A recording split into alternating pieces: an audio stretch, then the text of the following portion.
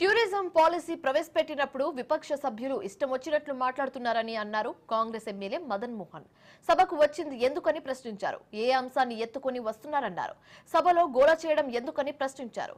Senior సభ్యులుగా ఉండి ఇలా చేయడం ఎంతవరకు కరెక్ట్ అన్నారు.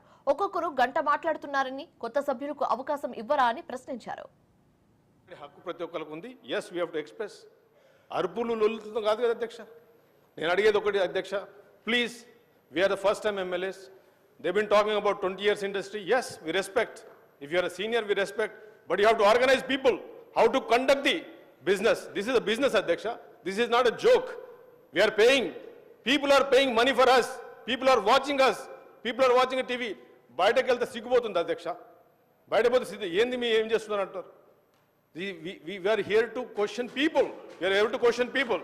Please, I request, please, LA Minister గారు కూడా అడుగుతున్నాను అధ్యక్ష, మిమ్మల్ని కూడా అడుగుతా అధ్యక్ష. We are here not to just time pass. 2 hours, 3 hours. నిన్న పాలసీ గురించి మాట్లాడదాం అనుకుంటే అధ్యక్ష, my expression is like, I'm not able to get time to talk about it. ఒక సైంటిఫిక్ ఒక డేటాతోని మనం మాట్లాడాలి అధ్యక్ష. పబ్లిక్ మనీ ఇది అధ్యక్ష. ఇది ఎవరి మనీ ఇది? People are paying. Government is getting money from the people. People are paying the tax. We are here for that. Thank you, Adhyaksha. BRS మిగిల్చిన బిల్లులే పెండింగ్ లో ఉన్నాయన్నారు మంత్రి సీతక్క.